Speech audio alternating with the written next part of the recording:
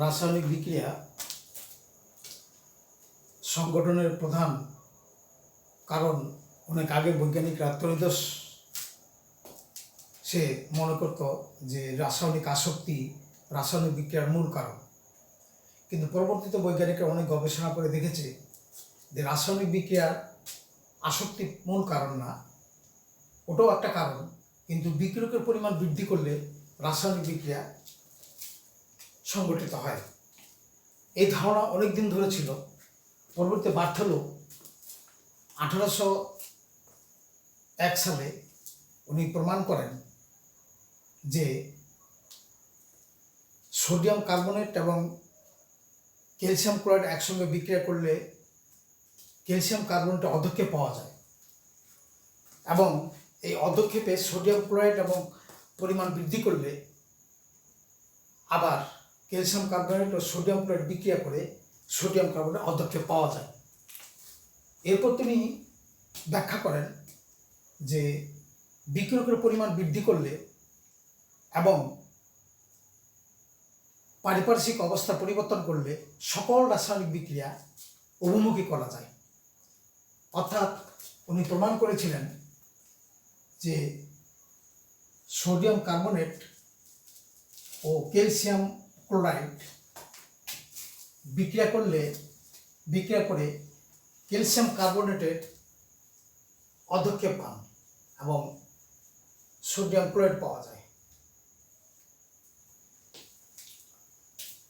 পরবর্তীতে তিনি দেখলেন আবার এই ক্যালসিয়াম কার্বনেট ও সোডিয়াম ক্লোরাইড একসঙ্গে দ্রবণ করে এর পরিমাণ বৃদ্ধি করলে আবার সোডিয়াম কার্বনেট অধক্ষেপ পাওয়া যায়।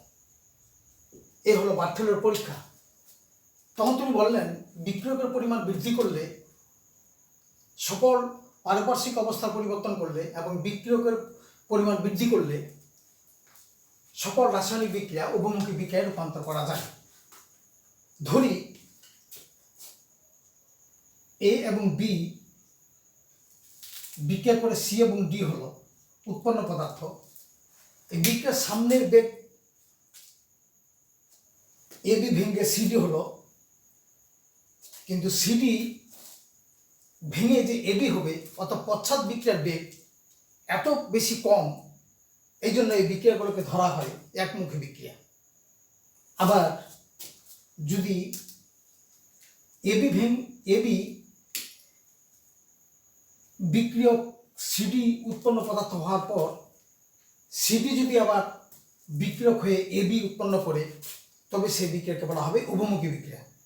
অর্থাৎ যে বিক্রিয়া উৎপাদগুলো আর বিক্রিয়কের দিকে ফিরে আসবে না বা কম আসবে সেগুলোকে বলা হয় একমুখী বিক্রিয়া। আর যেগুলোতে উৎপন্ন পদার্থগুলো আবার বিক্রিয়ক পদার্থে রূপান্তর হবে অর্থাৎ উৎপন্ন পদার্থগুলো আবার বিক্রিয়ক হয়ে যাবে সেগুলোকে বলা হবে অভিমুখী বিক্রিয়া। অর্থাৎ সামনের একটা বিক্রিয়ার বেগ ফরওয়ার্ড এবং ব্যাকওয়ার্ড, এই বেগ দুটো যখন সমান হয় তখন বিক্রিয়াটি রাসায়নিক বিক্রিয়াটি সাম্যাবস্থায় উপনীত হয়। রাসায়নিক বিক্রিয়ার সাম্যাবস্থা সেটা পরের আলোচনা। আমি প্রথমে আলোচনা করতে যাচ্ছি একমুখী ও উভমুখী বিক্রিয়া। আজকে আলোচনা হবে একমুখী ও উভমুখী বিক্রিয়া। উভমুখী বিক্রিয়া অর্থাৎ ইরিভার্সিবল এবং রিভার্সিবল রিঅ্যাকশন। যেমন এই কপার সালফেট দ্রবণে আয়রন চূর্ণ মিশ্রিত করে দীর্ঘক্ষণ রেখে দিলে কপারের লালচে অধক্ষেপ হয়, লালচে অধক্ষেপ পাওয়া যায় এবং এই নীল বর্ণ কপার সালফেট টুতের নীল বর্ণ ফেরাস সালফেটের সবুজ বর্ণে পরিবর্তিত হয়। এটা একটা একমুখী বিক্রিয়া। আবার অর্থাৎ কপার সালফেট, আয়রন চূর্ণ, ফেরাস সালফেট ও কপার।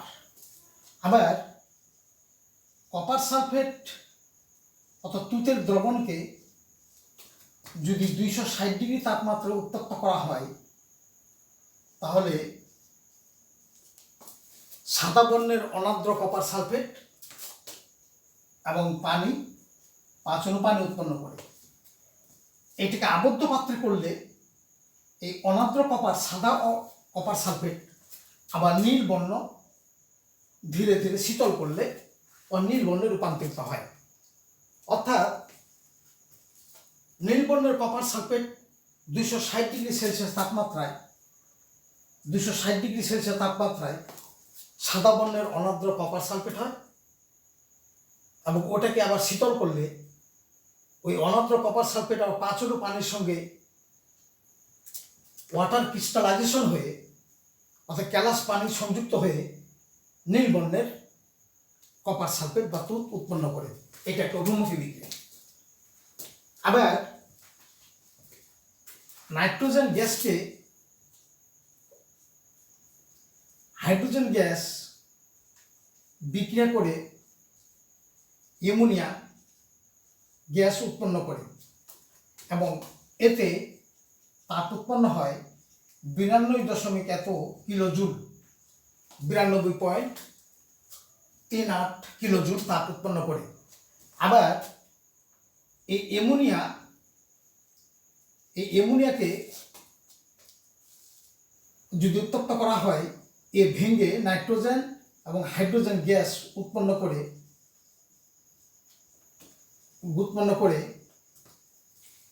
ওই সেম পরিমাণ তাপ শোষণ করে।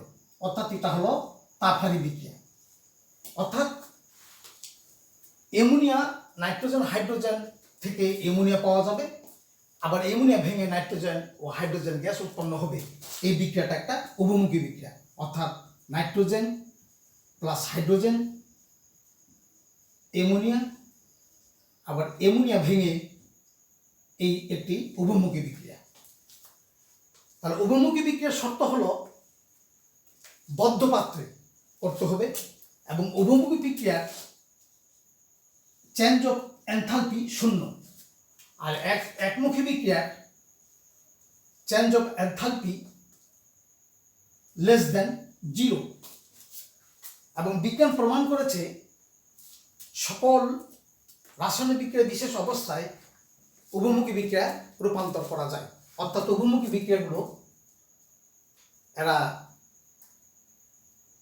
ডাইনামিক, চলমান, অর্থাৎ উভমুখী বিক্রিয়া কখনো শেষ হয় না। সম্পূর্ণ উৎপাদ বিক্রিয়কে উৎপন্ন হয় না, আবার সম্পূর্ণ বিক্রিয়ক উৎপন্ন পদার্থের দিকে বিক্রিয়ক পদার্থের দিকে পরিণত হয় না। অর্থাৎ সম্পূর্ণ উৎপন্ন পদার্থ বিক্রিয়ক হয় না, সম্পূর্ণ বিক্রিয়ক উৎপন্ন পদার্থ হয় না। অর্থাৎ বিক্রিয়ার সামনের বেগ ও পিছনের বেগ সমান যখন হয়ে যায় তখন সে রাসায়নিক বিক্রিয়াটা রাসায়নিক সাম্যাবস্থায় উপনীত হয়। উদাহরণস্বরূপ আপাত দৃষ্টিতে মনে হবে যে উভমুখী বিক্রিয়া বোধ হয় বন্ধ হয়ে গেল, কিন্তু বিজ্ঞান বলতেছে একটা বিক্রিয়া যখন উভমুখীতে উপনীত হয় তখন সেটা চলমান। উদাহরণস্বরূপ সিলভারের দ্রবণে ফেরাস সালফেট যোগ করলে ফেরিক এবং ধাতব সিলভারে রূপান্তর হয়।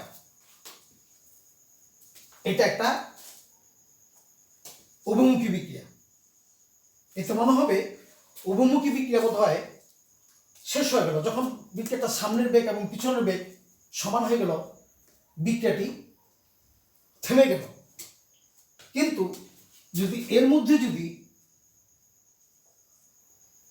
তেজস্ক্রিয় সিলভার দেওয়া হয়, এই তেজস্ক্রিয় সিলভার দেওয়াতে এটা দেখা গেল এই তেজস্ক্রিয় সিলভার রাসায়নিক বিক্রিয়া করে এই বিক্রিয়াটাকে আবার পশ্চাৎ বেগে ধাবিত করলো।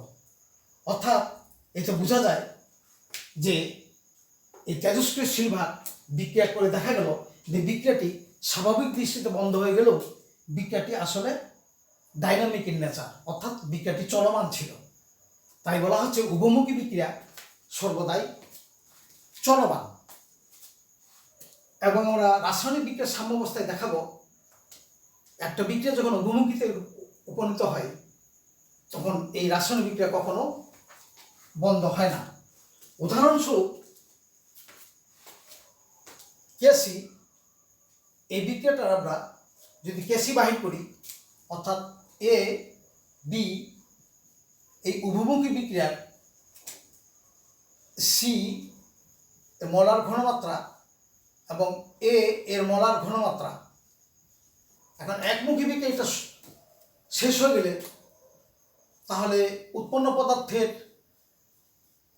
মলার ঘনমাত্রা এবং শূন্য, তাহলে কেসি সমান ইনফিনিটি হয়। অতএব del G is equal to infinity, যাহা কখনো সম্ভব না। অর্থাৎ বিক্রিয়া অভিমুখী বিক্রিয়া কখনো শেষ হয় না, এটা চলমান। অর্থাৎ ডেল জি কখনো এই মুক্ত শক্তি পরিবর্তন কখনো অসীম মান হয় না। মুক্ত শক্তির মান যখন 0 হবে তখন বিক্রিয়াটি অভিমুখী বিক্রিয়া উপনীত হবে, অর্থাৎ বিক্রিয়ার সামনের বেগ এবং পিছনের বেগ সমান হয়ে যাবে। এই হলো অভিমুখী বিক্রিয়া। এখন অভিমুখী বিক্রিয়ার উপর দিয়ে কিভাবে রাসায়নিক সাম্যাবস্থায় উপনীত হয় এটা আমরা পরবর্তী পর্যায়ে আমি আলোচনা করব।